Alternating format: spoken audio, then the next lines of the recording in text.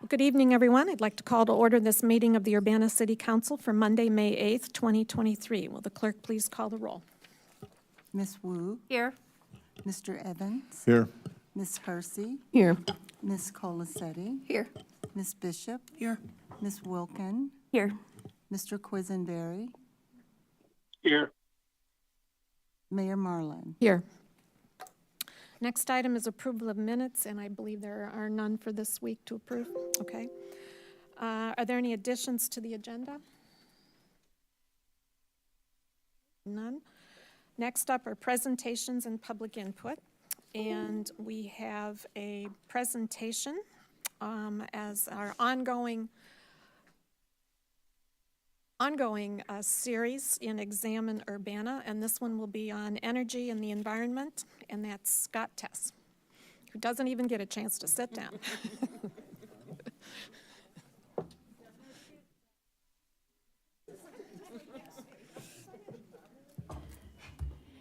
So thank you once again for allowing us to go through each chapter of Examine Urbana. We've only got one left after this one. This is energy and the environment. Next week will be housing with Nick Olson. So Scott Tess has graciously, quotes, volunteered to do this for us, and we'll let Scott handle it.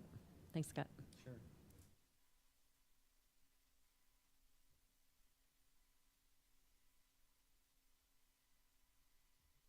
This one. Good evening.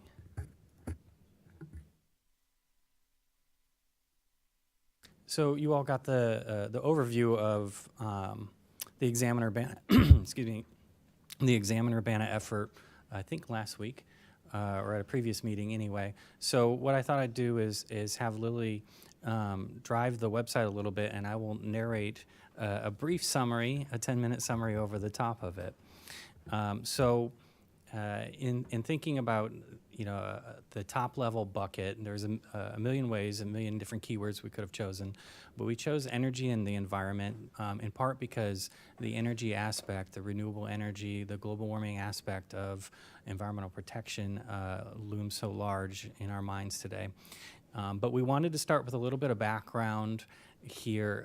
Urbana has been engaging in different environmental protection activities for decades. We are one of the first curbside recycling systems in the state of Illinois. That's been going on for decades. We have a landscape recycling center, which has been operating for decades. Just touching on the energy here, one of our top level big impact renewable energy efforts is the purchase of renewable energy credits through municipal electric aggregation.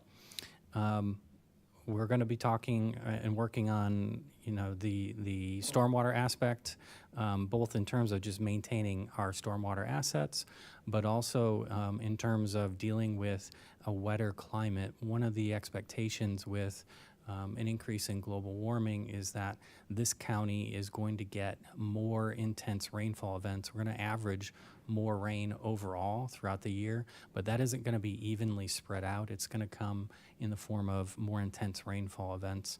So we want our stormwater system to be able to handle that. Fortunately, we, with our urging, although they knew they wanted to do it for years, the state climatologist several years ago updated the design storm standards. That's the standards that cities reference when they require developers to manage a certain amount of stormwater for new development. So we're well positioned there. Moving on to energy and the environment. There's a bullet point list here that Lily's going to come to, and it says we work to develop renewable energy in 4 ways in Urbana. I'm going to throw in a 5th there. One is, as I mentioned, the purchase of renewable energy credits through the municipal electric aggregation program. Another is actually through installing renewable energy assets at city-owned facilities. We have a very small solar array, not this one in the photo here. We have a very small solar array that powers the Arbor Shop. With the development of 2 new fire stations, I'm hopeful that we will have renewable energy assets, geothermal, and also, under the building and solar on top of the building at those 2 facilities as well. We also have 5.3 megawatts of solar on our closed landfill that we host. We we're in our 8th year of our bulk solar purchase program, Solar Urbana Champaign, and we're in our 3rd year of our bulk geothermal purchase program, Geothermal Urbana Champaign. So we're actually, we could throw, it's been a while since we've developed a renewable energy asset at a city facility, but anticipating that in the near future, we can say that we're developing renewable energy in 5 different ways in this community. The Solar Group Buy is one of our longest running programs. You see the website here, and there's a video there.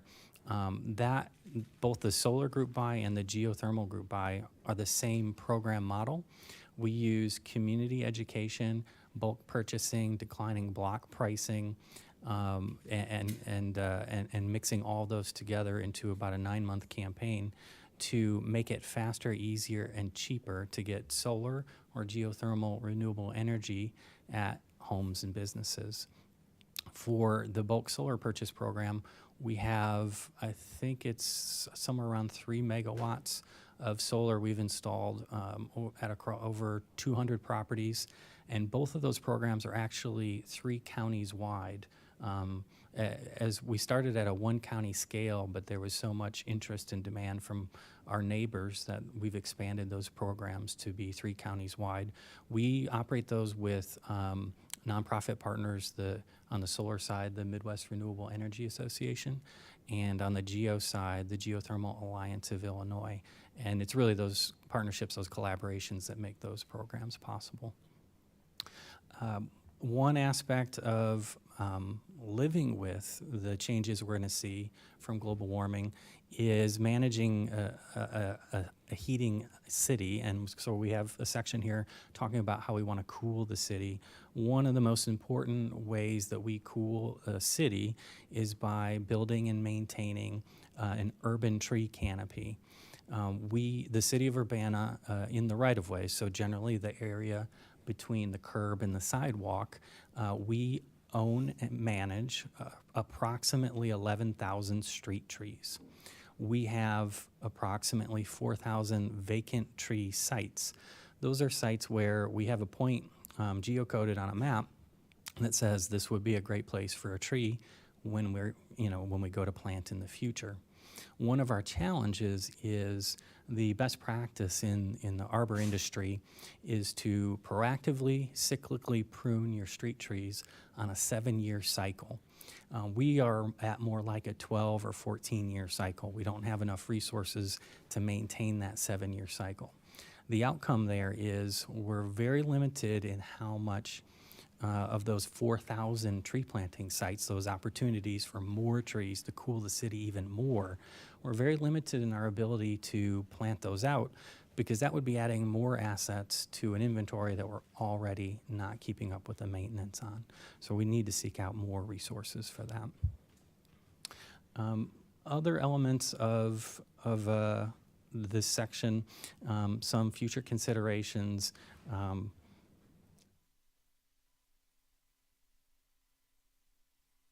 Oh, yeah. So, one thing that is generally forgotten in terms of being an aspect of sustainability is actually the pattern of development in our cities. When they're walkable, transit-served, tree-shaded, of course, mixed use, it's a lot easier and a lot more comfortable for people to make a lot more trips by foot, by bike, because those are safe and comfortable modes versus more of an auto-oriented urban form. And so that's an important aspect that the comp plan and future changes are going to address. You can see some photos here. We're touching on some of the changes we've made in downtown with this greenway development along the Boneyard Creek. We have this beautiful new park space, event space in downtown where it used to be kind of a barbed wire, sheet piled, no-go zone, and now people are invited to be in that space and invited to come downtown.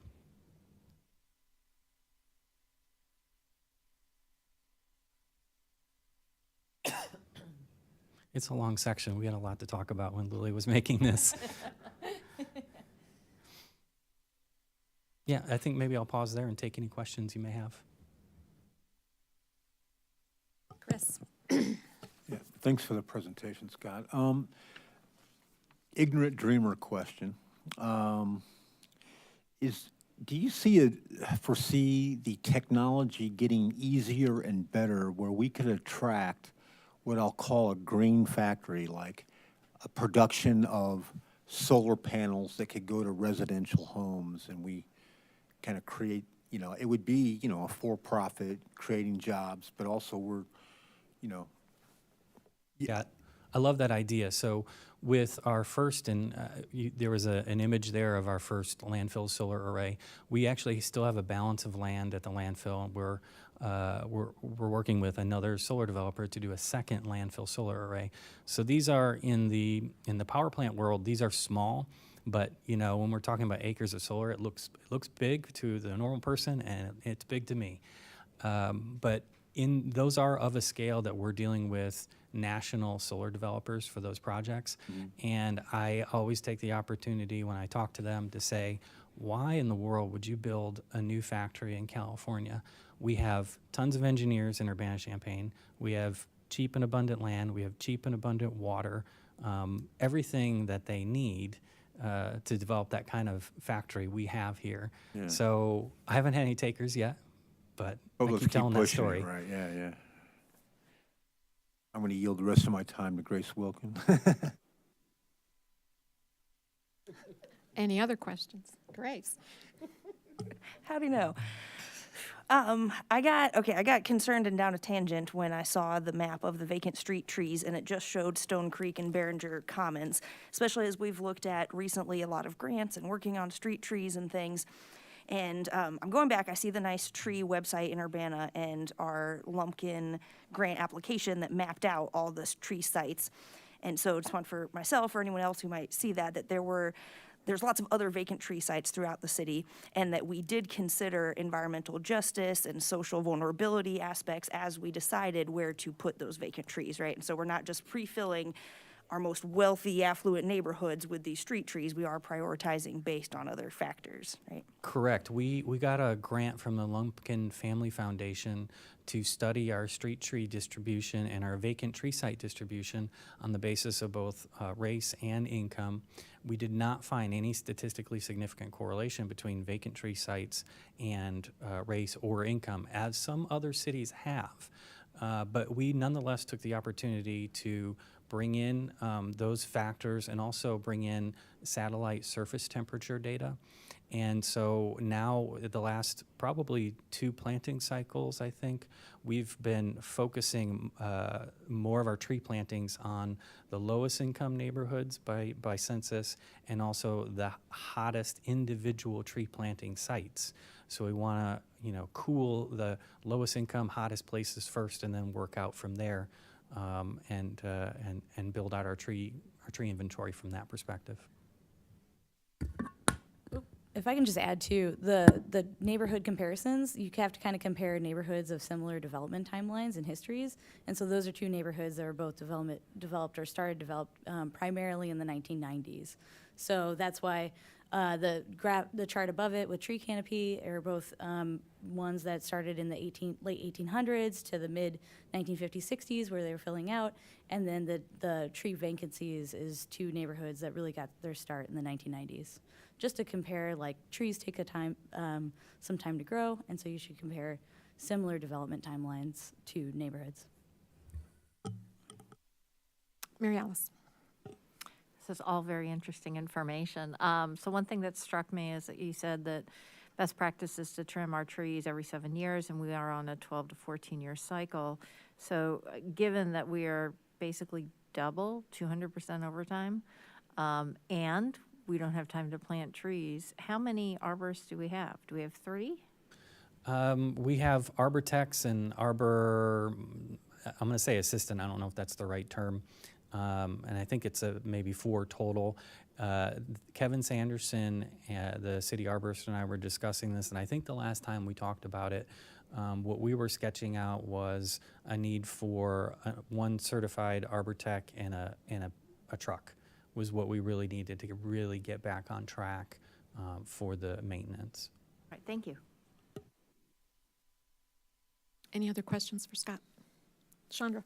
Well, my question was very similar to Mary Alice's, like if we were to proactively doing anything to kind of make up that time, especially given that things are getting hotter and we want to do everything to keep the city cooler, use less, AC energy and all of that stuff. So what is the plan to sort of catch up?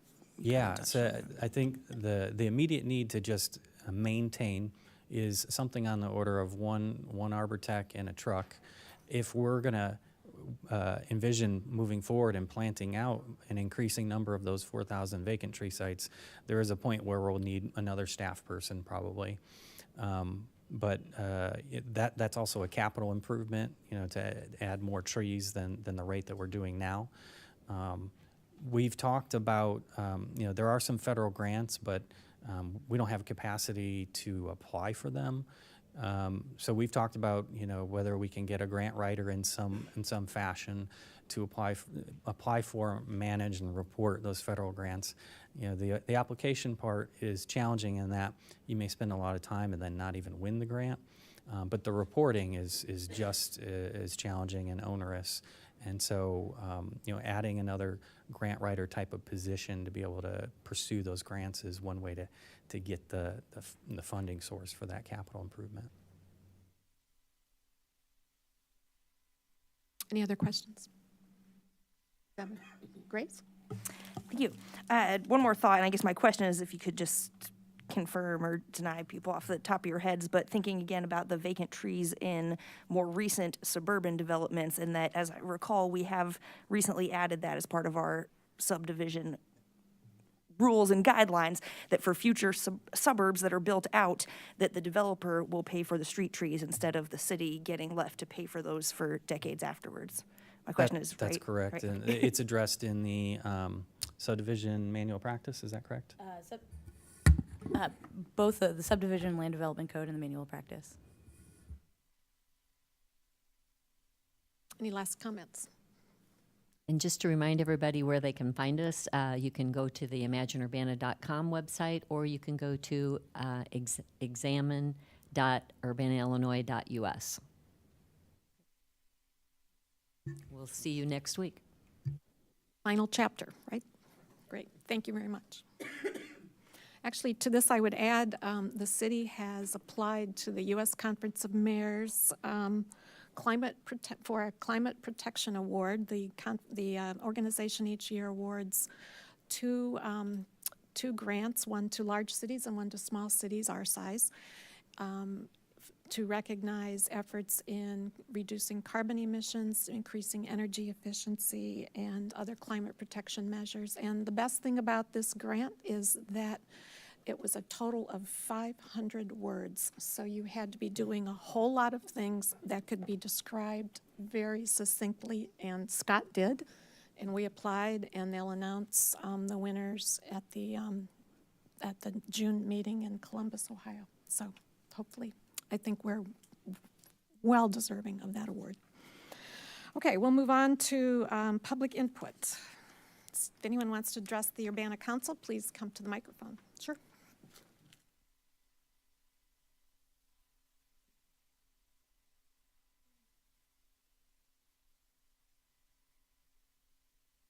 Please state your name for the record Hello, my name is Mira Laroya. and speak into the microphone. My name is Mira Laroya, I'm Thea Surya. and we're both students at the University of Illinois Urbana-Champaign. And as a part of our sustainable engineering class, we spent the semester determining the viability of having a plastic bag tax in the city of Urbana. So for this, we conducted research, with across municipalities across the state and spoke with city officials about how they successfully implemented a similar tax in their community. And we later used this research to create a proposal for the city of Urbana. Additionally, we also conducted a survey across students on campus to gauge their current plastic bag usage and how they would support a potential tax. So the most important statistic that we found from this was that about 90% of students would be more likely to use a reusable bag if there was a tax implemented. And this is important because this shows that students are plastic bag conscious, and the most impactful way that we can create a change is if there's governmental ways that students and residents will be more encouraged to use less plastic bags. And this also ensures that students and residents can lead Urbana in a more green direction. So now I'll give it to Thea to talk more about our final proposal. So based on this on-campus research we conducted and the average taxes of the municipalities we observed, we recommend a plastic bag tax of 5 to 10 cents. And one of the main considerations that we took into account in determining this level was wanting to fuel environmental consciousness in the community while also being cognizant of how this would impact those of lower income and those with disabilities, explaining the lower level of the tax. And some other considerations that might want to be addressed include having the tax apply only to businesses of 5,000 square feet or more, which is something that other municipalities had included in their plastic bag tax implementations. And this would help mitigate the economic impact on smaller businesses. And some other ways we believe that the tax could be smoothly implemented include putting out collectible branded reusable bags to also boost economic gain for the city and also possibly fund other sustainability efforts in the community. And then to further accommodate those of lower income, the city could also partner with nonprofit organizations to donate free bags to those in need. And all in all, we hope that you take our proposal into consideration, and we thank you for your time. Thank you. Go ahead.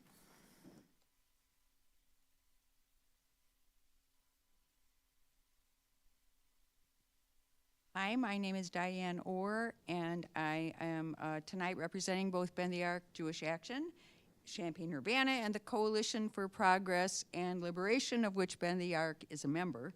Our organizations share a vision to create a just and equitable community where all people are thriving. We'd like to offer our endorsement for the resolution in support of fair housing for all, regardless of source of income. While we are concerned about all unhoused individuals and families, we're particularly concerned about the number of school-aged children who are homeless in our communities. Homelessness is not a crime, it's a condition.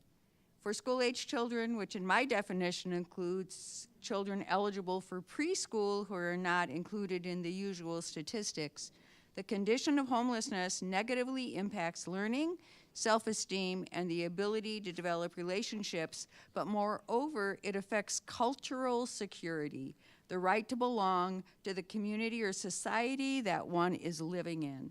Housing is a critical determining factor in a child's social, emotional development. Before the COVID pandemic, the Regional Office of Education reported that more than 500 school children in Champaign County were homeless during each school year. This past winter, that number fell slightly, but again, this number does not include children ages 0 to 5. Federal, state, and local governments recognize the problem of homelessness and all of the factors that contribute to this condition. So many families have working adults who earn minimum wage and can't afford even the lowest rents in our community. Government agencies allocate funds for rent subsidy vouchers for these and other workers so that they can be housed, and so that landlords who have apartments to rent can be compensated. To my knowledge, landlords are not being asked to rent at a reduced rate.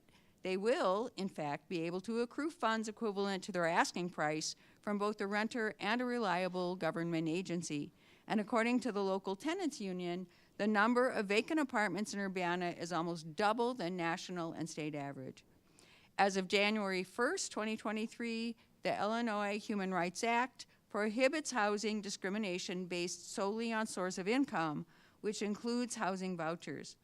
Under this act, refusal to rent to families who hold vouchers or other rent-subsidized assistance is the same as refusal based on other protected factors such as race, disability, age, and so on. I urge the City Council to pass the resolution in support of fair housing for all, regardless of source of income, to clarify that the Illinois Human Rights Act is a law that landlords must comply with. Thank you for your time. Thank you.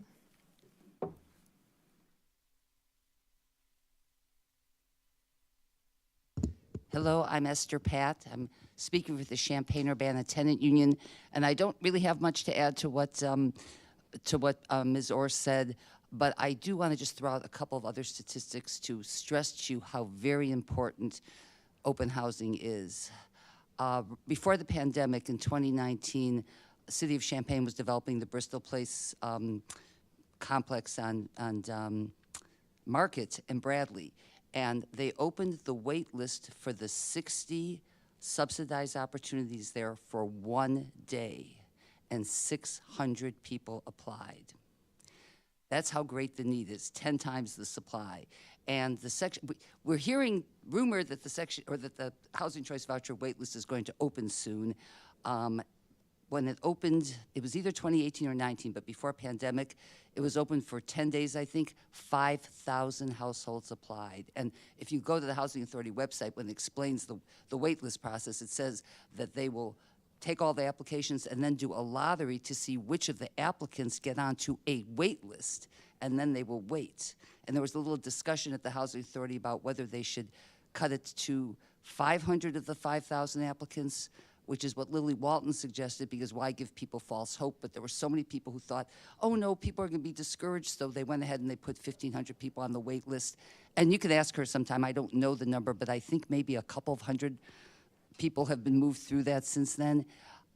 I don't expect you to solve the whole problem, but I thank you very much for all of the time and attention that you have paid to this subject of discrimination against people with vouchers. I think you all know how important it is that when people do have assistance paying rent from the government, they ought to be able to use it, and you will help make that happen. So thank you all so very much. And I thank your staff, who might feel a little picked on, sorry, but we're getting to a positive place of protecting and helping people, and that's what matters most. Thank you all. Thank you. Does anyone else wish to speak to the council?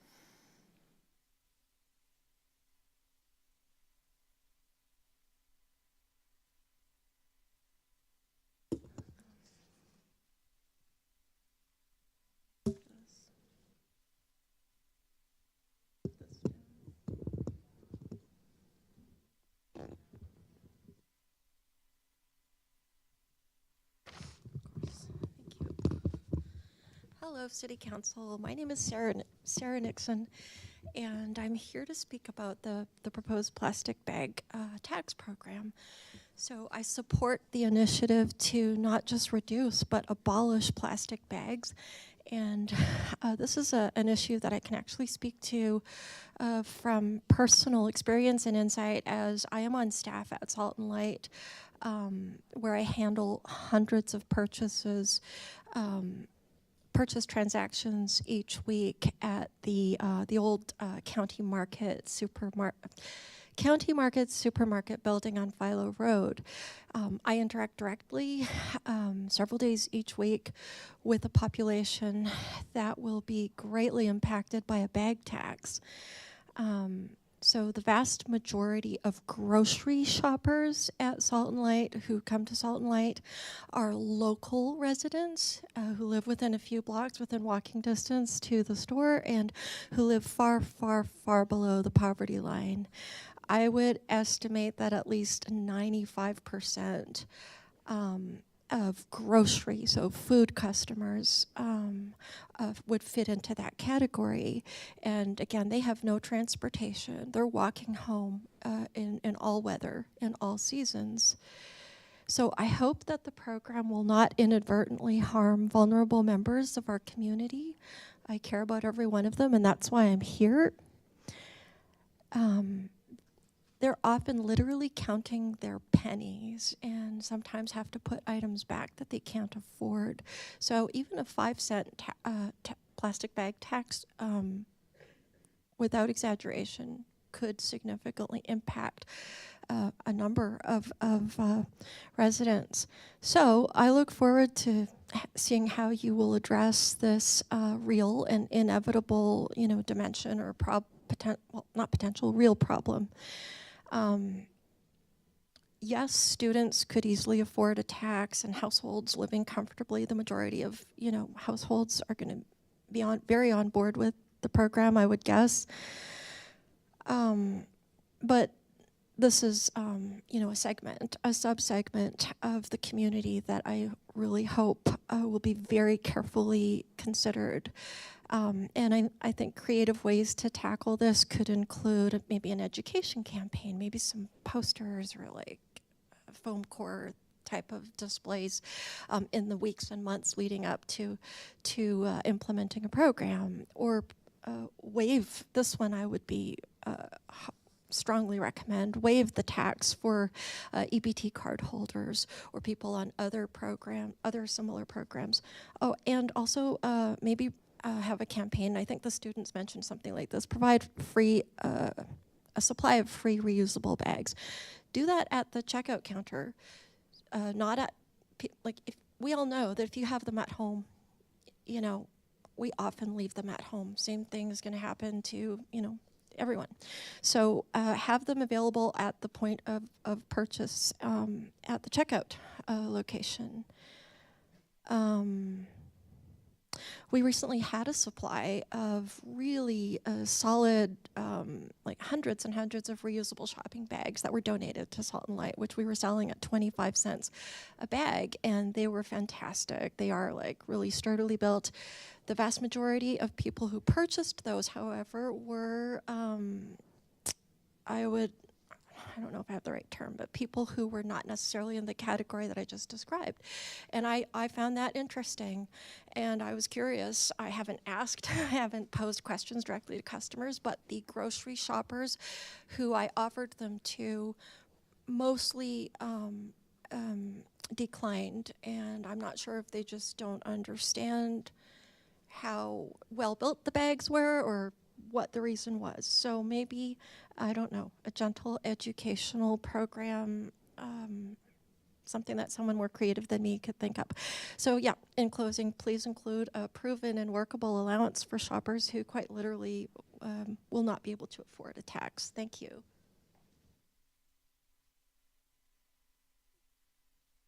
Thank you. Anyone else wish to address the council?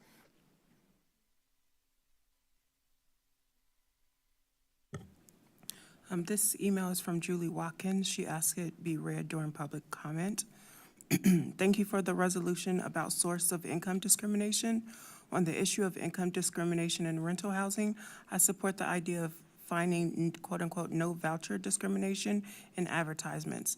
If city staff is making choice of education, not punishment, council should direct staff to find landlords that continue to publish discriminating advertisements after notification. If staff is choosing education over taking action, is that staff decided consideration? Julie Watkins, Ward 5. Any other items to read into the record? Okay. All right, we'll move on to council input and communication.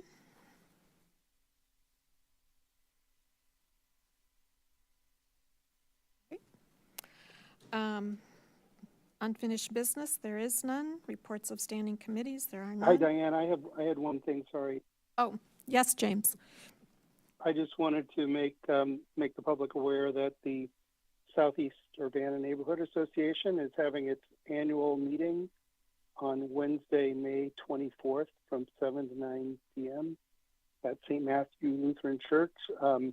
The Southeast Urbana Neighborhood Association is mostly Ward 7, but also includes some parts of Ward 6. And so, of course, everybody in those areas are welcome to come, and there will be members of local government that will be there that represent different areas to answer questions for the neighborhood. Thank you. Any other announcements? Chris?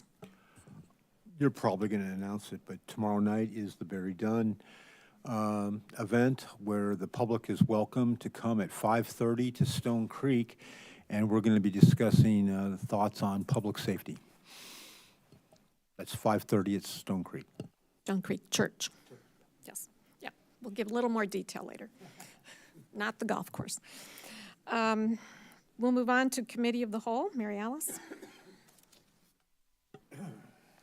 On the consent agenda this evening is ordinance number 2023-05012, an ordinance authorizing the sale of certain real estate at 1811 East Florida Avenue and 1106 North Wright Street. Is there a second? Second. Moved by Mary Alice, seconded by Sharice. Will the clerk please call the roll? Ms. Wu, Yes. Mr. Evans? Yes. Ms. Hersey? Yes. Ms. Colacetti? Yes. Ms. Bishop? Yes. Ms. Wilkin? Yes. Mr. Quisenberry? Yes. That motion passes. All right, on the regular agenda, we have two items. So the first one is ordinance number 2023-04008, an ordinance amending the Urbana City Code, Chapter 14, Section 14.7 regarding the schedule of fees. On behalf of the Committee of the Whole, I move approval. I'll second. Moved by Mary Alice, seconded by Chandra. Is there any discussion?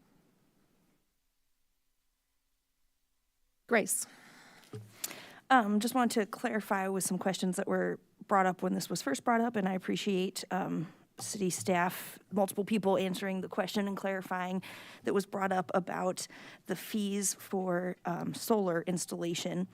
And to my understanding, and to share with the public and anyone else who knows better to correct if this isn't right, is that fee will turn out to be less of the current fee. It's just kind of a different structure, but should end up being a little less in the end, just a different structure. And some of my confusion too was on the consumer end, not really being aware of that. And also it was helpful to have clarification that that's something that typically the contractor who's doing the installation takes care of with the inspections and things, so that the consumer would see kind of at the end, but that the contractors doing the install know to take care of that, and they're the ones who go through that fee. And so this is more streamlined, but should turn out to be the same or a little bit less than the current system, if that's my understanding. Okay, thank you. Any other comments? Will the clerk please call the roll? Ms. Wu, Yes. Mr. Evans? Yes. Ms. Hersey? Yes. Ms. Colacetti? Yes. Ms. Bishop? Yes. Ms. Wilkin? Yes. Mr. Quisenberry? Yes. That motion passes. On behalf of the Committee of the Whole, I move approval for resolution number 2023-05033R, resolution in support of fair housing for all, regardless of source of income. Is there a second? I'll second. Is that Chandra? Okay. Moved by Mary Alice, seconded by Chandra. Before the discussion begins, just want to point out that the changes that you made last week during discussion at the Committee of the Whole meeting were included in a redline version of the resolution. That was provided in the packet that appeared online. It wasn't in the printed packet, but you do have a printed copy in front of you now. Over the weekend, Grace sent out a slight change to the language in the last paragraph, beginning now, therefore be it resolved. And so that's the only new item that's been introduced. And for the record, I'll read that so that everyone knows what we're talking about here. So the very last paragraph currently reads as proposed. Well, I'll let Grace make her proposal. I shouldn't say. This is our time to Yes, if you'd like move to. an amendment? Yeah. Okay, and also some context too. This was, I believe, Mary Alice's original wording last week that I was not understanding, and she had some nice patience going through it with me. So proposed amendment would be as read. Should I read the whole therefore then? Yes, the we have proposed a resolution on the floor, and this would be the amendment. Okay, so the amendment would be for the resolution to read, now therefore be it resolved that the city of Urbana Also, what if we just change prohibits instead of will prohibit? Prohibits discrimination in housing based on source of income, including a landlord's refusal to rent to a person solely because of a housing choice voucher or other rent subsidy or rent assistance program will pay for a portion of the rent, and including a landlord's refusal to comply with requirements to accept such payment, period. Second that. So we have a motion by Grace and a second by Mary Alice for that amendment. Can I speak to the motion? Absolutely. Thank you. Just small wording changes in some sense. What I do think does have the impact was Mary Alice's excellent points is that we were getting a little too specific with submitting to an inspection or enrolling in a program because it might be something else. Like she mentioned in COVID, it was just filling out a piece of paper. So this kind of broadens it with whatever requirements. So I think that's important. And then also her suggestion about scratching from a potential tenant kind of resolves the issues from last week. And then also because in a practical sense that the tenant is rarely the person directly paying the landlord for that payment, that it would typically come through a third party like Housing Authority. So I think the simpler language has also some practical things that make sense. Okay, any other comments? Chris? Tonight, with the passage of the source of income discrimination resolution, the city of Urbana reaffirms, reestablishes, and settles the question that in the city of Urbana, all landlords must accept housing vouchers as payment for rent. This has been the case since 1979 in Urbana, and this year has become law of the land in Illinois and in the city of Champaign. During the discussions about this issue over the last 2 months, we've learned some disturbing things. The Cunningham Township Supervisor has told us that those in need must wait 3 years for the Housing Authority to open the wait list for housing subsidies. When the wait list opens for housing subsidies, it is only open for 3 weeks, although Esther Pat is now telling us 10 days, and applicants must compete with 5,200 other households for a housing subsidy. Out of the 5,200 households, only 1,500 will be drawn randomly to be eligible for a housing voucher. If an applicant is lucky enough to be one of the 1,500 eligible for a housing voucher, they must wait another 3 years to actually get the voucher. And if an applicant is really lucky enough to get a housing voucher out of the 1,500, they have 60 days to find housing, or they can ask for another 30-day extension. If, after 90 days, the applicant has been unable to find housing, they lose their voucher and must wait another 3 years to again qualify for a voucher. Mick Wolf, a housing counselor with the Champaign-Urbana Tenant Union since 1993, wrote this city council that he has witnessed for over the past 2 years there are many landlords in the city of Urbana who have been openly denying tenants with housing vouchers for years. I myself have attended a recent Zoom meeting with the Champaign County Mental Health Board about homelessness, where the executive director of the Champaign County Healthcare Consumers complained to the Mental Health Board that the problem of homelessness in Champaign-Urbana is made worse by the fact that landlords in Urbana do not accept housing vouchers. It is embarrassing to have people talk about my merry old Urbana, the progressive city that can. Clearly, we have a problem, and this resolution tonight is a step forward toward a course correction. As Esther Pat has said, it is not nearly enough, the housing voucher program, but I want to thank Esther and Daniel Chenoweth for helping us to get it right and get back on track. Thank you. Any other comments? Chandra? Well said, Chris. I think that this resolution is only like one of the steps. I think we definitely need to look look into more enforcement. As I said before, I think, yes, education is definitely there, and I think we've been educating, and all these meetings we've had thus far is education. And I think it's time for enforcement, because enforcement and fines, because the discrimination will not stop unless we stop it. So, thank you. Grace. Thanks.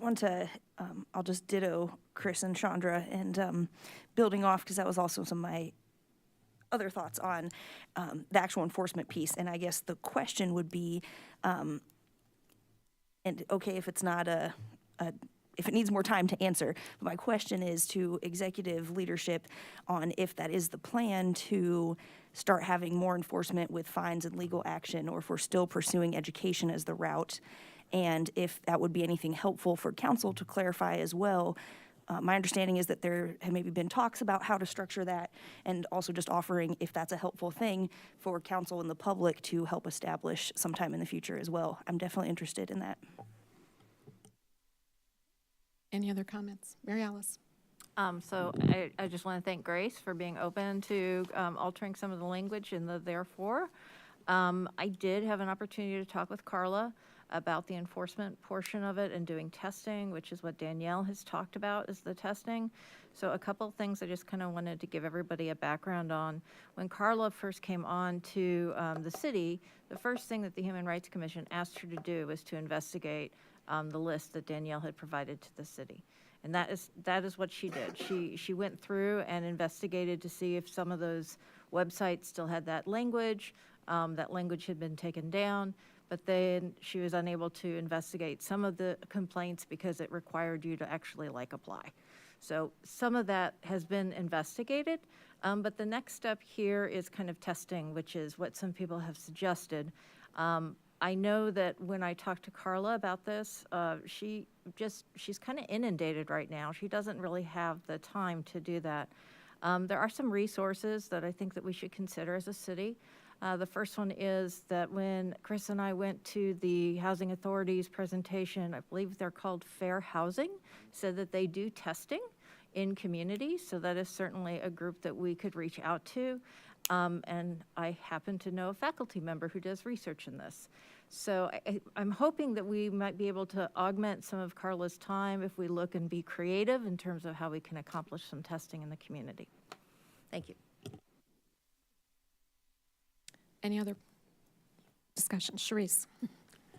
Just to piggyback on what you just said, because something occurred to me while you were speaking about this. This is a college community, and I really think that we really should start taking advantage of all of the wonderful education that's happening down the street, and maybe inquire also as how we could get some students to do that kind of testing from U of I that are majoring in planning or majoring in urban planning or in political science or history. These would be particular, I think, potential, at least, possibilities and projects that they could do for credit, that they could do for, because I know that we do not have the resources financially and or staff-wise to try to do that kind of testing. And I think that it would behoove us to actually maybe bring this up to different departments at the University of Illinois and see if there can be some kind of project or internship type of thing that where a student, a grad student or otherwise grad students could get some type of credit toward their degree regarding this particular thing. This is, the shameful thing is that we have to do it at all in 2023. This is exactly the type of thing that has been done for the past 50 years regarding discrimination in housing. And it's sad that we are having, I guess, you know, it goes to show that when you're trying to stay on top of the justice piece, it's a marathon, it's not a sprint. and it's perpetual, and it is not something that's going to go away just because we want it to. It's not going to happen. It didn't happen in my parents' lifetime. It's not going to happen in mine, I'm pretty sure. So I just want us to stay on top of what other kind of ideas that we can have that would be assisting the city in staying on top of this particular type of issue. So that's all I want to say. I would add a potential source of assistance might be through the Chancellor's Compact on Racial and Social Justice. They have money as well as to put behind some of these efforts. We haven't had that discussion, but this might be an area that they could assist the city of Urbana and Champaign as well in. So that's something we can discuss there. But we have, Jaya. Thank you. So want to echo all the thanks for all the work that went into this resolution, and also as we're talking about creative opportunities for enforcing it, and the reminder that this is not new for the city of Urbana, that this has been the expectation for a very long time.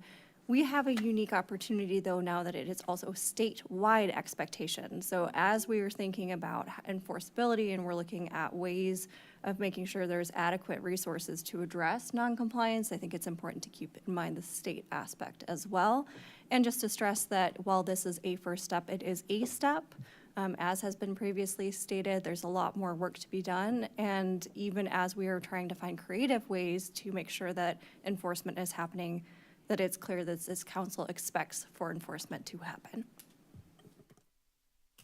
All right, I think we will vote on the amendment first. It's been moved by Grace, seconded by Mary Alice. Do we need a voice vote or a roll call? Do a roll call, please. Okay, roll call vote on the amendment.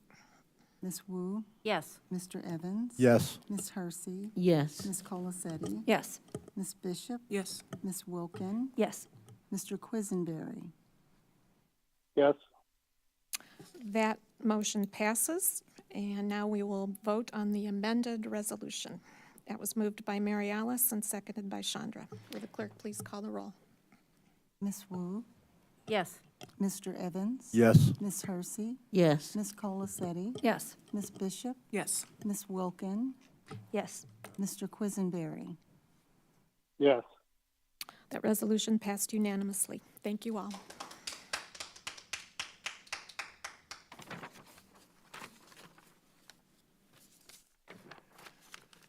Okay, we'll move on to reports of special committees. There are none. Reports of officers. Got a few announcements.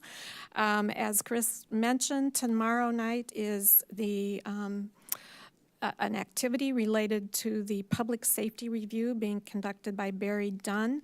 This is going to be held from 5:30 to 7:30 at Stone Creek Church, which is at the corner of Windsor and Race Street. People who are attending are advised to go in door number 4, which is the door at the carport. So that's the entrance to use. Secondly, Thursday, May 11th, at 6 o'clock, it's a virtual meeting, but the Stormwater Asset Management Plan meeting will be held, and that's to gain, to provide information regarding the plan and to gain public input. Is that okay on that? And you can find a link to both the Barry Dunn activity as well as the Stormwater Zoom on the city's homepage. I sent a note around to council earlier today, but I wanted to let folks know that the city of Urbana sent in a request for an estimate for the cost of a partial special census to be done in the city of Urbana.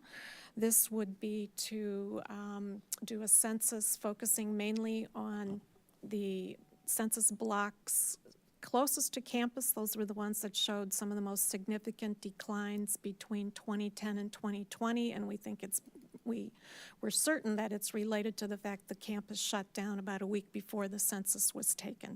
So we want to try to recapture some of the residents who had most likely left town due to COVID. It'll also help us capture residents in multifamily buildings that were not occupied in 2020. So some of the new projects like the Gather, the 1007 University, the Retreat, And I think we can snake it over to 200 South Vine as well as some other projects.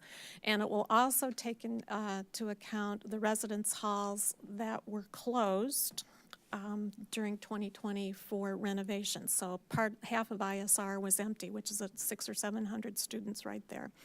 And Europa House was empty as well. It was undergoing renovation. So taken all together, we have proposed a special census and one complete census tract, and then about 42 contiguous blocks. So this step is simply asking the Census Bureau for an estimate of how much it will cost, because the cost is entirely borne by the city of Urbana. So we'll make a decision once we know the cost.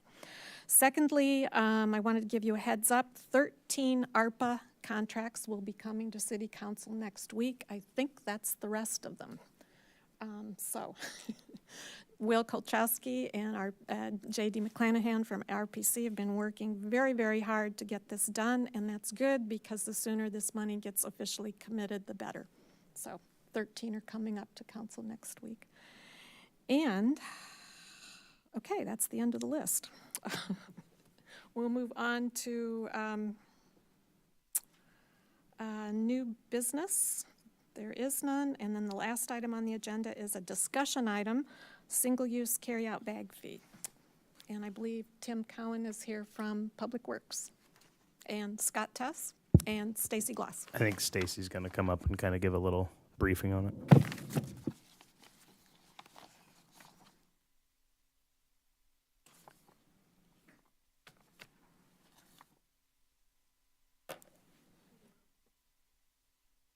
Good evening. The SAC prepared a little presentation. I don't want the meeting to go very long tonight, but would it be okay if I did 5 to 10 minutes? Okay.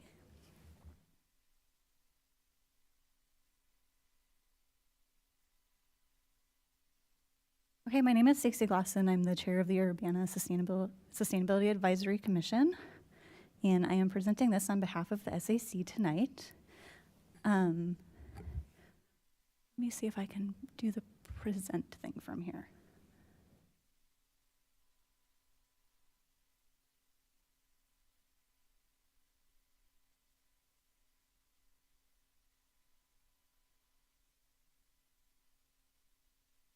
You know what, maybe not. I'll do a PowerPoint instead. Okay. There we go. Okay, it's a very cute presentation. Okay, so this slide just talks about how the SAC was formed in 2008 and gives us the opportunity to advise on priorities related to sustainable management of natural resources, energy, and water for the city. In April of 2022, we are aware that City Council approved the resolution establishing the mayoral and City Council strategic goals, which include a goal to explore a bag tax and a green revolving fund. And then our Sustainability Advisory Commission put together a resolution that we started discussing in December of 2022 to recommend that staff at the City of Urbana explore and draft a proposal to establish a carry-out bag fee in the city with the following recommendations and considerations. Globally and nationally, plastic bags are a big problem. Litter is a problem everywhere and in our community as well that leads to clogging of stormwater drains, pollution of local waterways, and collection of plastic bags and trees, also along our roadways and along fencing, especially around farms. One of the things that I noted driving to work one day along Windsor Road was that the lawn was mowed along Windsor Road in preparation for the races that we just had here last weekend, and there was so much plastic trash collected in those roadways that became really evident once the grass was mowed. We also have a lot of negative environmental impacts. It can take 300 years for plastics to break down in the environment. They don't really go away. They just break down into smaller and smaller pieces that then are, you know, animals and critters than ingest, and that is not healthy for them or for us as it's introduced into our food stream. There are other possible solutions. The SAC talked about, you know, well, should we do something like a plastic bag ban or propose something like that? Agencies, plastic bag manufacturing companies, they also like to say, well, we should do more recycling. Maybe only about 5 to 10% of materials that even get put into our recycling bins ends up actually being recycled in the first place. So there's certainly a problem with recycling in general. And what I think is that prevention of the use of bags, of plastic bags, and single-use bags in particular, maybe not just the plastic ones, but anything that's single use, maybe no longer has a place in our society, and that we should be more careful with our resources. So along those lines, we have discussed proposing a tax that incentivizes people to make their own choices at the point of sale, whether or not that they need that bag. We think that a bag fee will provide the city with a stream of revenue to fund green projects, can help fund equitable and environmentally friendly alternatives for the people who need them. I appreciated Ms. Nixon's comments about customers at Salt and Light in the community who may not be able to afford even just a few cents. That adds extra to the bill as they check out. We think that administration would require generally low oversight expenses. The program has been successfully implemented by other municipalities in Illinois that can serve as models. And there's also evidence that proves that, and that shows the plastic bag taxes decrease plastic bag use. There's a report from Chicago. There was a report that showed that the use of plastic bags went down drastically with the implementation of a tax, while also raising funds for other programs. So we've discussed, part of our proposal or part of the resolution was to consider a 10-cent fee on paper and plastic. I know that that's a different amount than the students presented earlier this evening, and I thought they said, okay. That the students presented earlier, so somewhere between 5 and 10 cents on paper and plastic checkout bags to cover negative impacts of disposable bag use. We also considered that SNAP and WIC recipients should be exempt from this, and that we could use the tax to also help fund some biodegradable or other plant-based alternatives. It does look like the SAC calculated based on information available from other cities, and given the number of people that we have in Urbana, so kind of those back of the envelope calculations would show a high public response. So many people purchasing those bags would result in a high annual revenue of about $835,000 a year. And I think that this was just reversed on the screen here, but if there was a low public response, that people would purchase fewer bags, there would still generate revenue of a little bit over $100,000 for Urbana.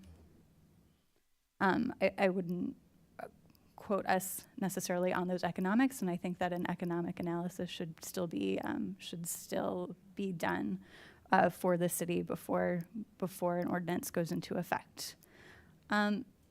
There's a few success stories, Ireland, Chicago, Edwardsville, Illinois. I'd like to highlight that disposable bag use decreased by 87% within 4 months in Edwardsville. So it shows that the 10 cents per paper and plastic bag tax did incentivize people to bring their own bags. So next steps, the SAC would recommend that City Council or administration works to draft a proposal to establish the carryout bag fee and related ordinance that would go along with that. Our recommendation is to make that cost around 10 cents per carryout bag. with the consideration given to allowing the retailers to retain 1 to 2 cents for that. Again, I think that these are things that staff would have to research a little bit more and figure out what specifically goes into that ordinance.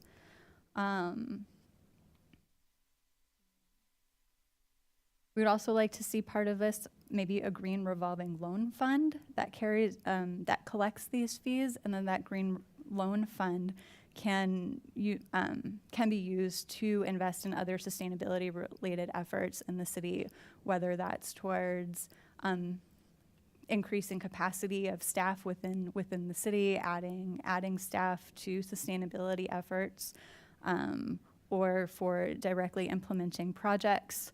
Also using part of the fund to go back into investing in education in the community if that's needed, as well as creating some of the incentives like having available reusable bags at the point of sale early on in the program as people are getting used to the change. So I think that is about it. I appreciate your time this evening, and I'm here for the discussion. Any technical questions for Stacy? Chris? Mary Alice? I guess my only question was you had put 10 cents for both paper and plastic, and I'm assuming the reason for paper, because paper is biodegradable, is to encourage people to use non-single-use bags. Is that correct? Correct.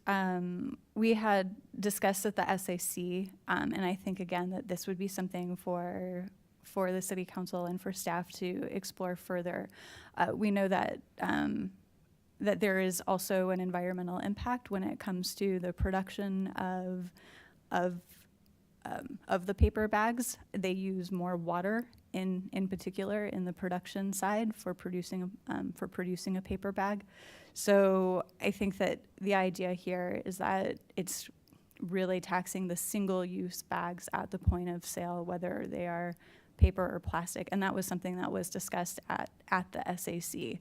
Whether or not that is what Urbana wants to implement is up to council and staff to work that out. Was there any discussion regarding exempting certain businesses or only making this applicable to specific kind of businesses?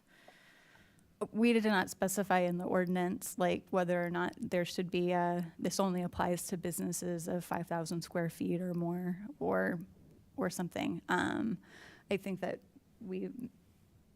I don't have the ordinance in front of me, but I don't believe that we addressed that. Right. Thank you.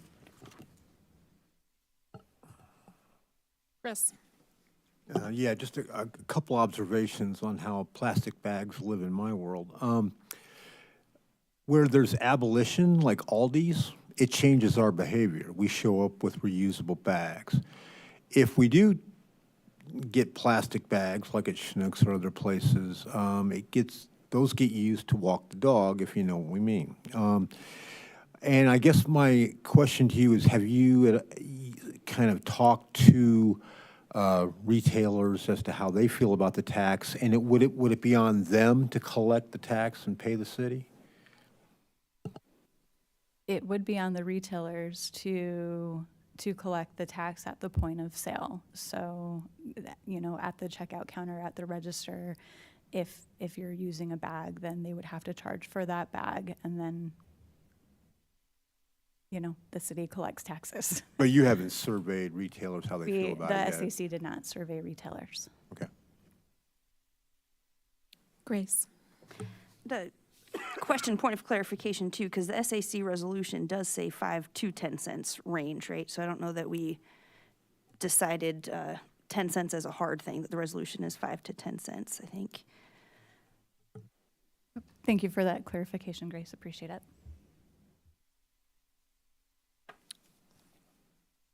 Any other questions? Grace? I have questions more to the staff memo, if this is the appropriate time for that. Well, not quite yet. Okay. I'm just going to make sure we gave Stacy a... Sharice, did you have a question? Just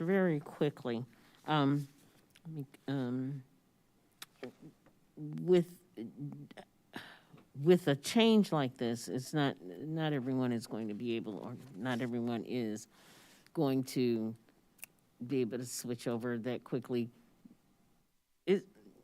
What is the recommended time that you have as a probationary?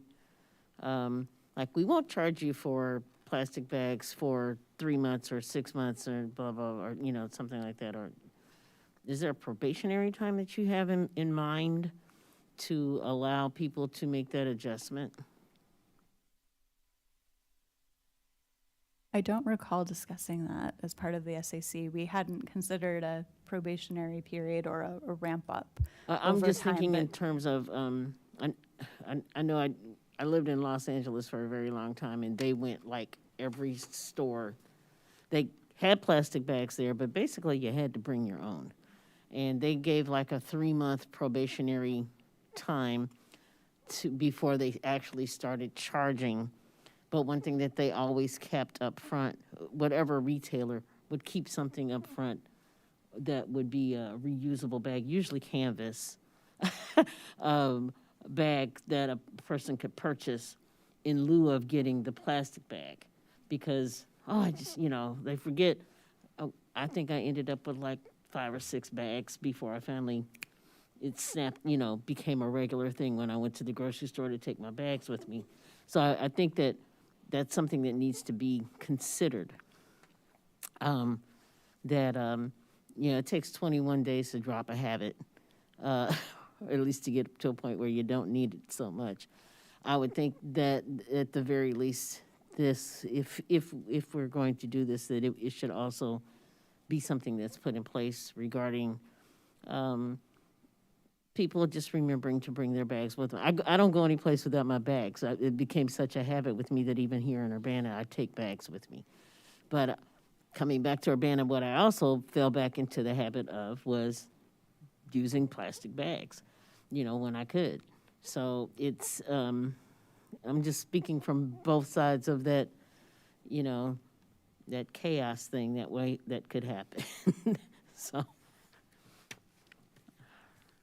Any other questions or comments for Stacy? Okay. Thank you very much. Thank you, Zach. Staff, did you want to follow up on the memo? Sure. I'll just highlight some of the things from the memo. I think the idea is that being as this is already a council goal, it's already a semi-directive for staff time. I think it's more of just trying to talk back to the priorities of those council goals and completion of those and expected timelines. Really, it comes down to logistics. For us, is if we're going to start funneling efforts into the exploration of this, we have to funnel them away from something else because we don't have available resource time. Scott would be the person doing this.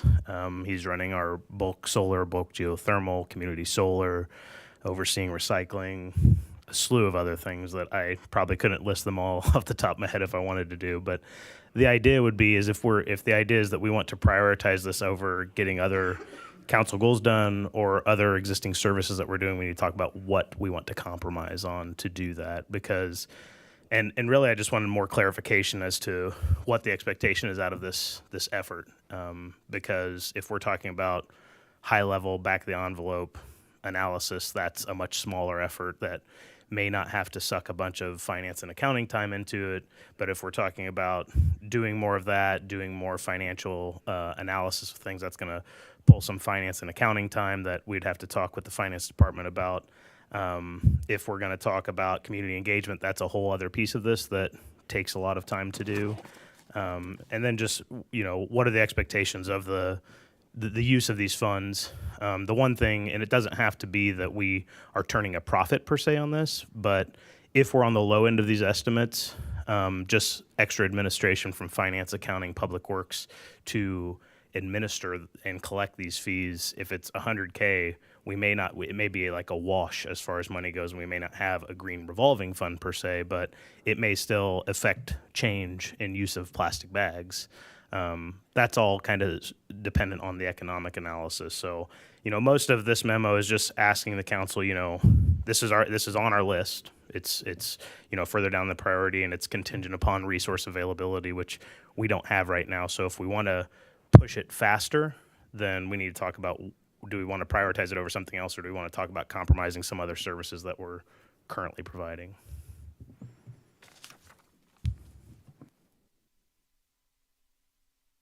Grace.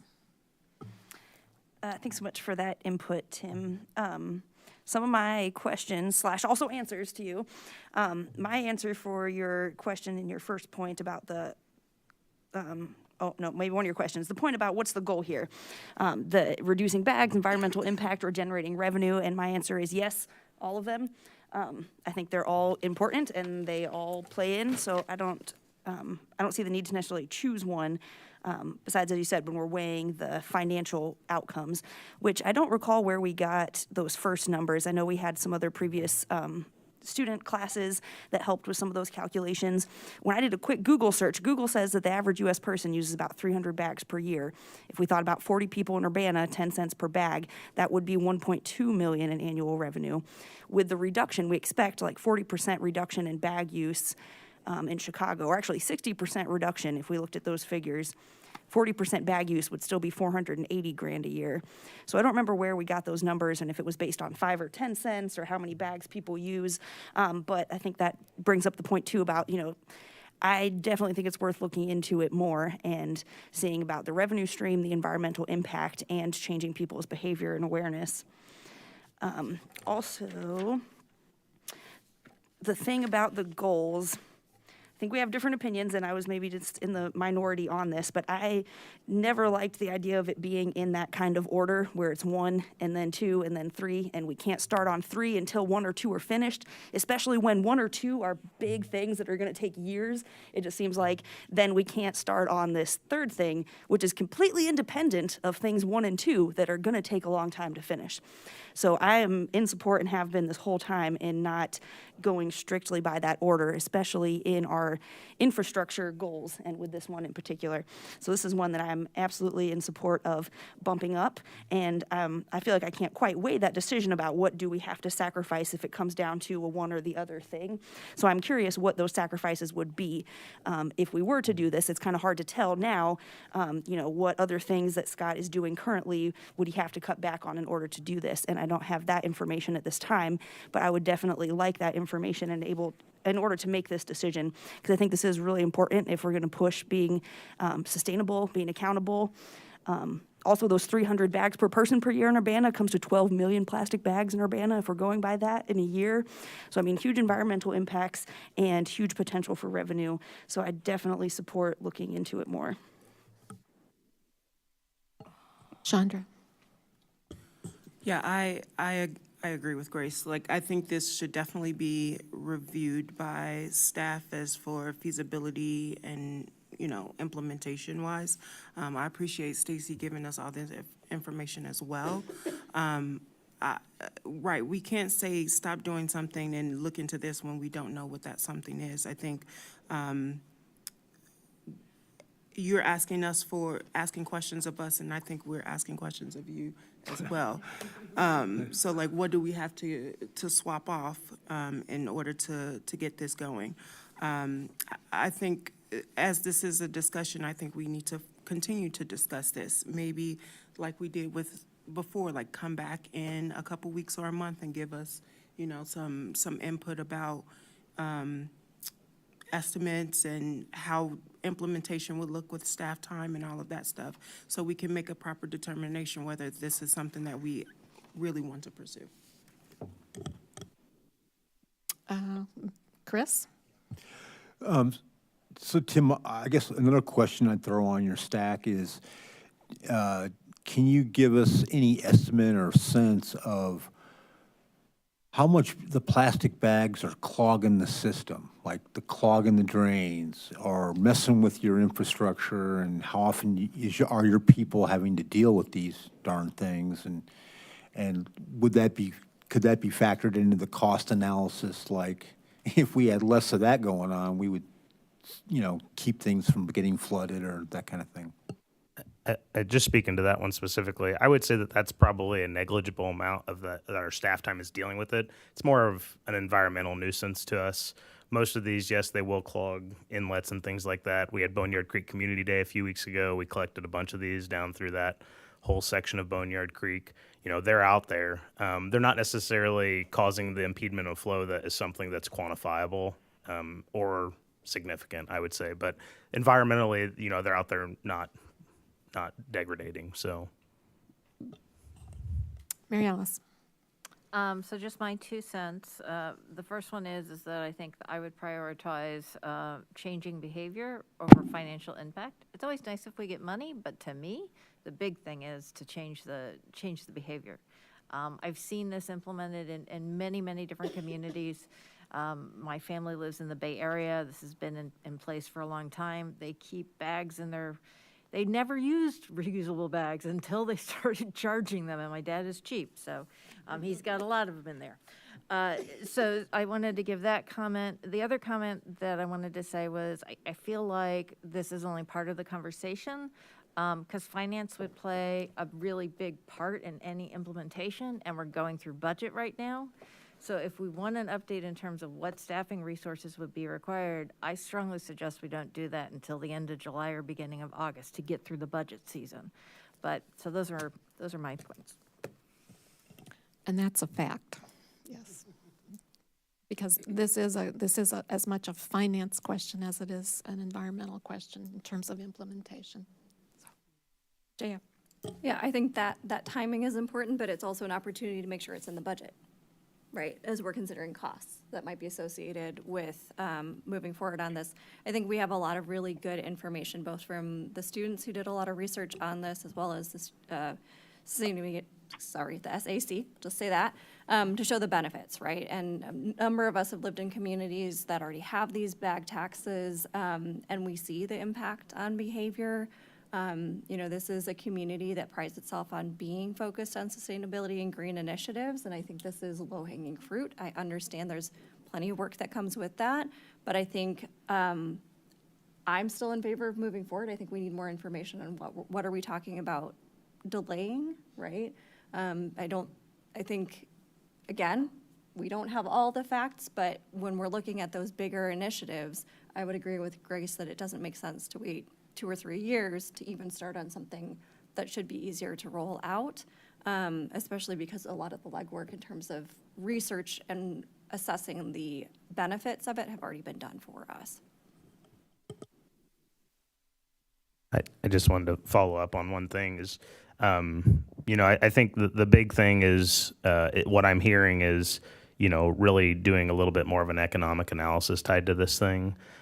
We don't know what resources it's going to take without knowing the scale of what the expectation of this is. If the answer is we want to do an economic analysis to see let's true up some assumptions that have been made on this stuff, you know, true up some kind of high-level staff planning for what it's going to take to administer this. It could be a half FTE, it could be a full FTE, depending on what all this takes to do. And then how does the revenue compare to that to see, are we committing to something to change, or are we committing to that's going to change and develop revenue for more green infrastructure, or are we going to commit to something that is really just a commitment to change and it's kind of a wash financially for the city?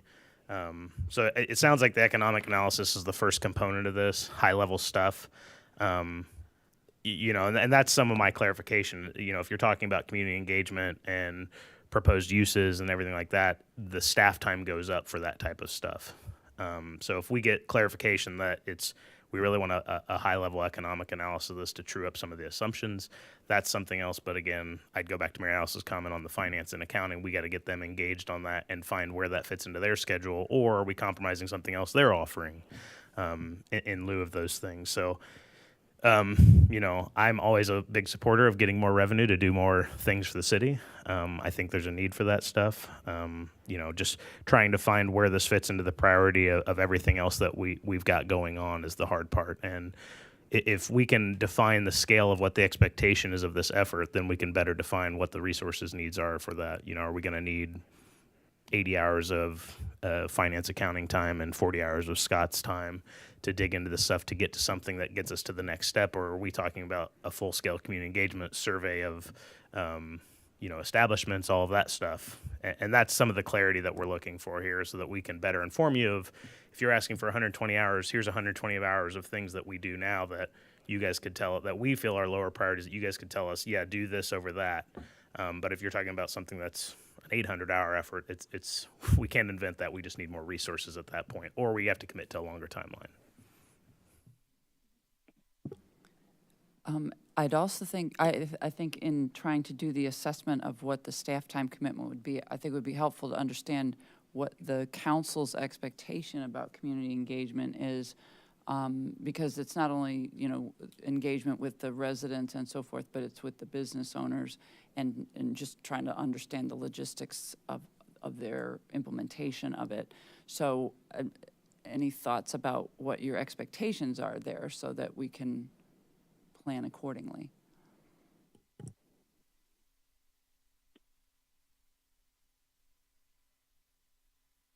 Grace? I'm trying to understand your question. Expectations as far as public, or I guess outreach to the retailers themselves ahead of time? Yes, I think Chris asked Stacy, have you done any survey outreach to the business owners, and that hasn't been done. And I mean, I'm taking for granted that that's part of the engagement that you're looking for, because they are going to have a role in this. So what is your expectation? Are you thinking that this is going to be only for the large retailers? I lived in the District of Columbia. It was only for food. It wasn't for everything. So I don't know. And so then the implication is much broader if you're going for everything. So what guidance can you give us about how broad this engagement with the business community might need to be?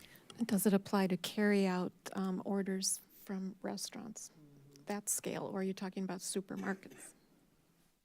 All great questions. And Stacy, what you said was that usually the collection of the tax is at the point of sale, right? And I don't know how exactly the money gets transferred to the city and what kind of staff time that takes, but also the scope of the tax. Like, are we going to do restaurants? Are we going to do retail? Are we going to do just food? Are we going to do grocery stores? Go ahead. Go ahead, Chandra. So I like the idea of, you said 5,000 square feet or larger retailers.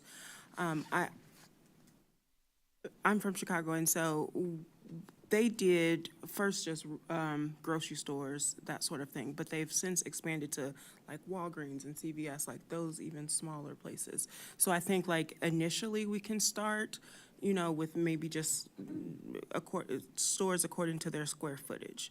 And I think to answer your question, in our research, Grace, or something, I heard that the tax is on the retailer when they buy the bags in bulk. So if they're buying 5,000 bags, they're getting charged the 7 cents on that $5,000, and then they pay the city. And they sort of, I guess, get their 1 to 2 cent back at the point of sale, and the rest goes to the city.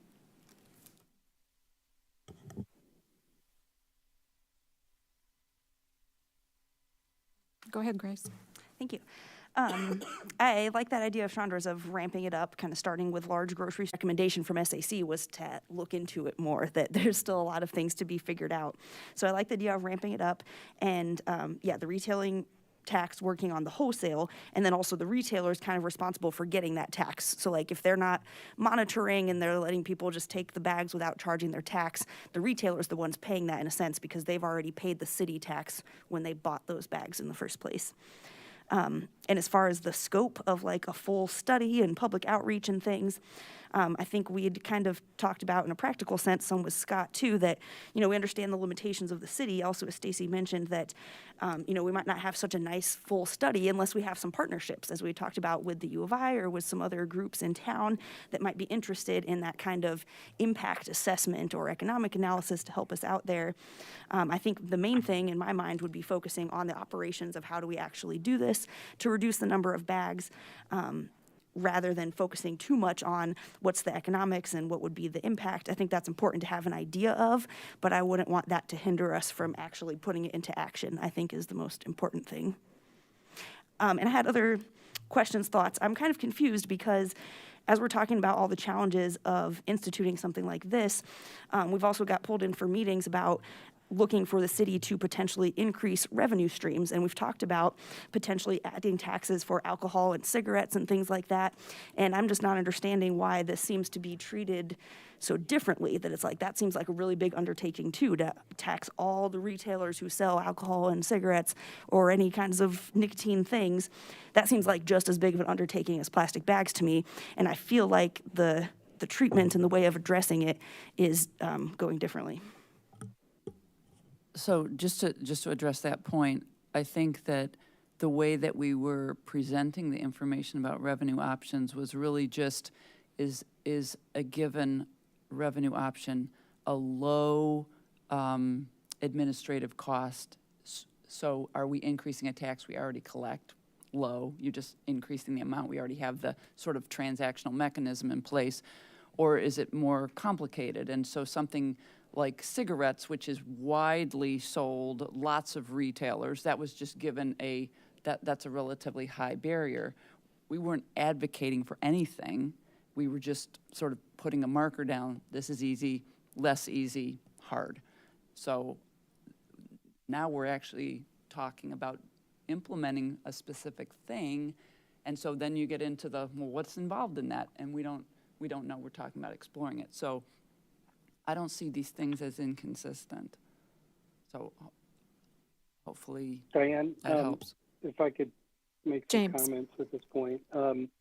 I do want to say that, I'm supportive of this concept, and I know it's being done in a lot of communities around the country. So large retailers, as we were talking about starting up with, have the capabilities with their point of sale systems to do something like this.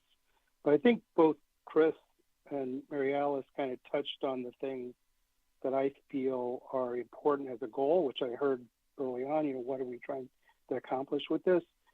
We're not going to accomplish revenue with this. There's going to be revenue, but it's a disappearing revenue. If what we do is successful, to Mary Alice's change of behavior, the number of bags that are going to be taxed is going to go down dramatically. I think Chicago was 50%. There's other examples of 80 to 90% reduction in bag use. And so, looking at how many bags are being used right now and pulling a number out and saying, oh, it's going to be $1.2 million, that doesn't make any sense. And it's kind of like the early discussions about hybrid vehicles. You couldn't justify buying a Prius and just on the basis of the gas you were going to save in 2005, 2006. You had other reasons why you were doing it. Sure, you saved on gas, but the cost of the vehicle was higher. And if you look at the footprint of the manufacturer of that vehicle and the batteries, you can't say that it's a full up win, but you can turn around and say the exhaust is non-existent. It's low E or almost non-existent exhaust. So there are other reasons why we want to do this. The behavior is a reason why we do this. I think Chris is spot on. It may be a nuisance, but it's a noticeable nuisance that there's too many bags around and they end up all over the place, and reducing the usage of them, 80, 90% would reduce how much we end up having to look at them, and people have to pick them up and take them out of drain pipes. That may not be a big thing. You may not be able to make an economic argument on that, but it is a win. I'm not convinced that the bag wars are a win from a green footprint standpoint. There's conflicting information on how much you save by not having those bags in the waste stream versus how much the tote bags and the other options like paper bags impact the overall environmental areas.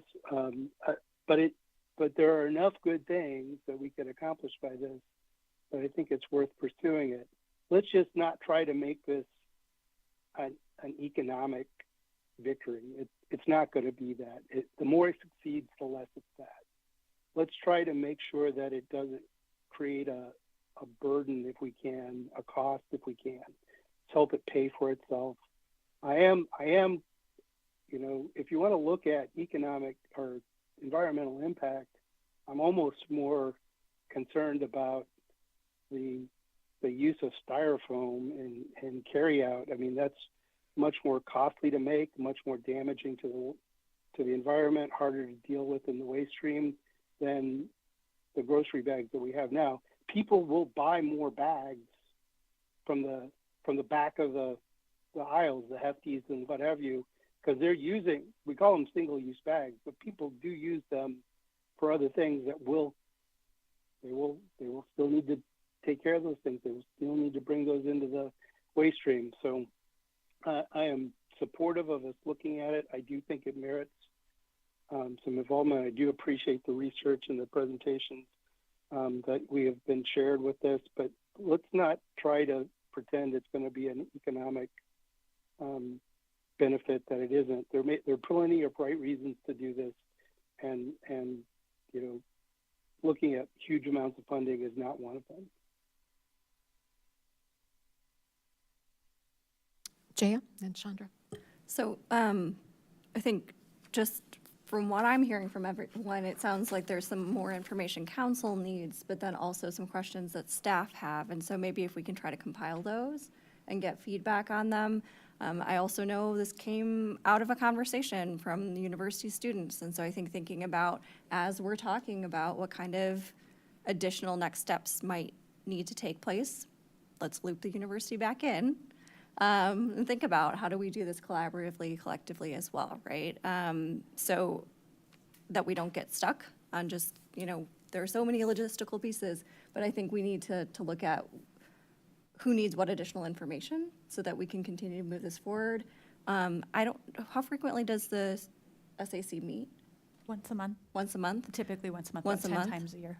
So I think maybe even using that as a timeline, right, of like being able to have the SAC go back and say, this is the feedback we got, make sure that information, and this is just one suggestion, right? Because I think, yes, folks are busy, we're at that budget point, but I meant it seriously too, of if we're talking about investing in this project, that needs to be taken into consideration for the budget as well. So whether it's, in time for the next SAC meeting or a shorter time period, I think getting that clarification from the city on what specifics do you need to know, and is there consensus, right? I don't know that there is consensus from the council of what the parameters of, public, engagement should be or any of that. So getting clarifications on what questions the staff have, and then getting clarifications too for questions the council might have.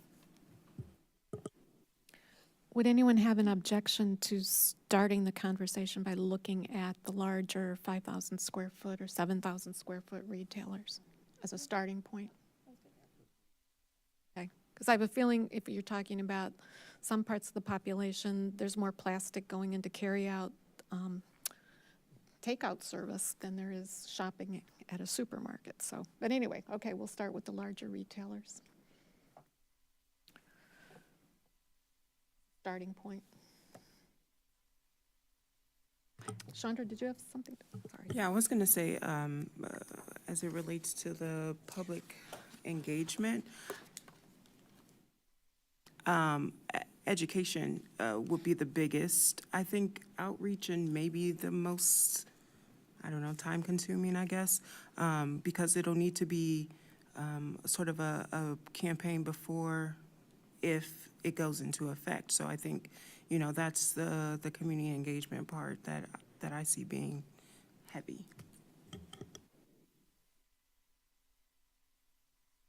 Grace. Thank you. Yeah, I agree with connecting and things too. And I also wanted to say to some of our U of I students in the audience too, to email us at city council email, and then we can have yours and stay in touch as well. I only have contacts with one instructor and one previous student, so I'm also happy to have any other connections, and we've got city council email to email all of us for any awesome class things that you guys have going on and want to be a part of. We can definitely use some help, as you can see. And so could I also just clarify, because I appreciate that, Diane, clarifying that looking at, so starting with large retailers, and you're saying having staff kind of look into what that would take, and then we can loop back around on this at a later date for an update? Is that what you're saying? Or I guess because I'm still not sure if we're still deciding on if they're going to look into it, on what sacrifices that requires, or if they're saying, okay, we'll look into it just a little bit and come back to you with what else it would take. I don't know if you could just clarify where you're thinking we stand on that, and what kind of timeline. I'm getting the sense that there is support on council for doing this. The question is the scale, who's going to participate as far as the retailers to start with. Also, what are the trade-offs? And so that, if you're going to start evaluating what are the trade-offs, it means you have to have somewhere to start in terms of the scale of this program. Dealing with 10 large retailers is a lot easier than dealing with 1,000 small businesses. So there's that to think about. If you're including all the bars, if you're including all the drugstores, if you're including all these small locally owned businesses is another thing. So, but if we had a starting point of the few larger retailers in town, that would at least give us some information. And I'm just thinking off the top of my head here. I think what we can do to sort of move it forward is there's certain baseline things that are going to have to happen, and we can give, we can get whatever estimates we have. And then to the extent we go, look, we've got, I'm going to make up a number, so nobody quote me on this. Let's say we have 20 chains, and we go, what if we went after the big chains? And so we have that versus a much bigger number of small businesses that are more locally owned. And we said, okay, for that effort, this is what we think the staff time commitment is. And then go from there. And you go, okay, we agree with that. Or nope, we don't. We want a big, broad thing, then we'll go back. But just to start, and we'll make some, I'll say, proffers of what the scope should be, just to keep it more manageable on the staff side, and then just to keep the conversation going. It'd be nice to get actual information about habits of people in this community. I always hate to apply examples from other cities to our population. We don't know. The thing is, we don't know. So, Mary Alice. The other kind of positive to using some of the big retailers as our testing ground is they all operate in these communities that we're talking about. They've done this, right? Walmart's done this, Meijer's done this, Schnucks has done this. So they know how this works. So that's the really low-hanging fruit. When we get down into the restaurants, that's going to be really challenging. But maybe the pharmacies, I mean, Walgreens and CVS and all those are operating in all these communities that we're talking about. So starting with having kind of these larger stores, then maybe migrating down to a smaller size, but somebody who already has experience before we try and even tackle all of the businesses that are going to be really challenging, I think is a good strategy.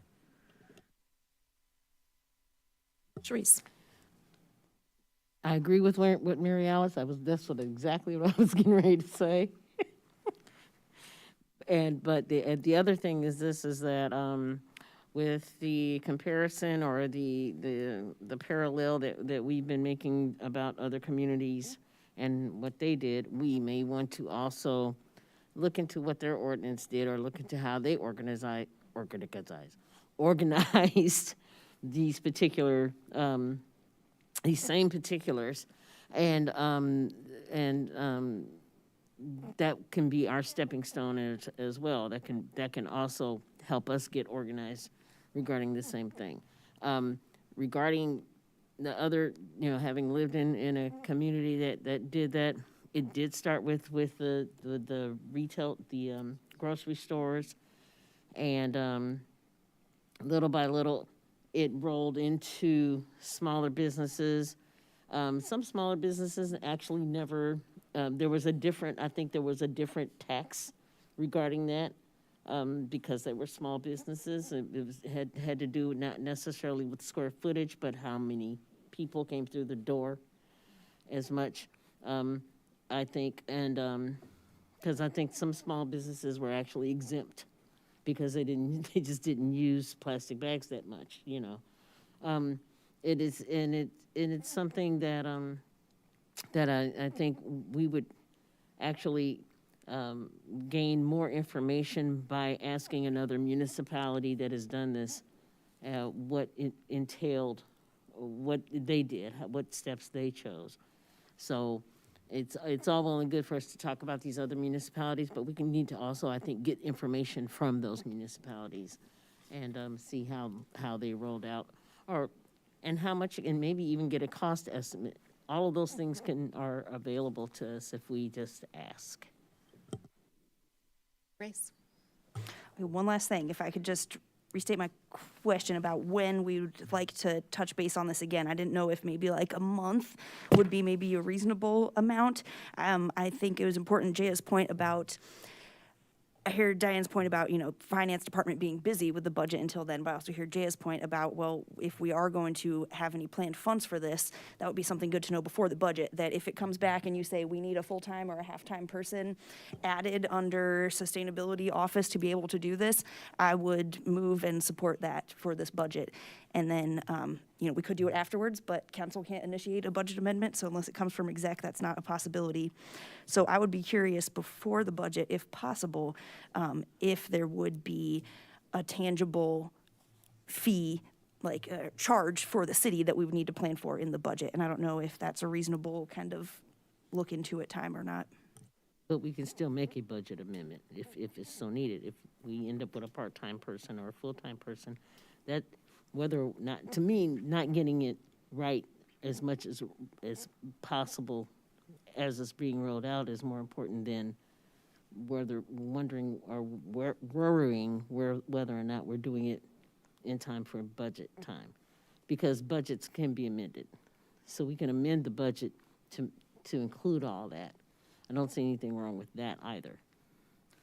I don't think of it this or that. I think of the this and that. We can do it either way. I think it would work either way. Not sure if you're asking, my comment was that council cannot initiate a budget amendment. No, we can't, but we don't, I'm just saying, we can always initiate and say, well, it looks like we might need somebody full-time. So that's why we have the finance people. So would a month suffice to bring back some information? We'll get you something in a month, and it might be that we can't get finance, we can't get their attention, and so we'll have to deal with it that way, and then we'll all be dealing with it in real time when the budget gets passed, because, I mean, we'll have to decide, it's about resource allocation at that point, and we are in the throes of that now, so if there's going to be decisions made about adding, it may come at the expense of something else, just like our time. So we'll get an assessment and bring it back. And that assessment might be when in the future we can tell you, or the assessment might be, here's the number of hours we've estimated, and that equals, some fraction of an FTE or whatever. So we'll continue the conversation in about a month, but I'm not promising what feedback you're going to have at that point. But we'll try to give you something substantive.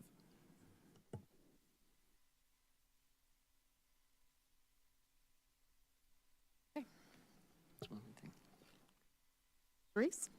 Just one more thing, Stacy, thank you for this. Thank you for the information and everything. I know you've been hearing us go back and forth and all this, but this is great. Thank you very much for all the work that you put into this, and I really appreciate the time and the effort that it may take for us to even think about, to even get around to implementing this. This is I think it's a great thing to think about. Thank you. Thank you for having me, and if you have any questions that should be directed back to the SAC, we meet the first Tuesday of the month, and we won't be meeting in July because of the July 4th holiday, but we could try and get some answers back to City Council if necessary. Okay. Thank you very much. I think we have enough to work on.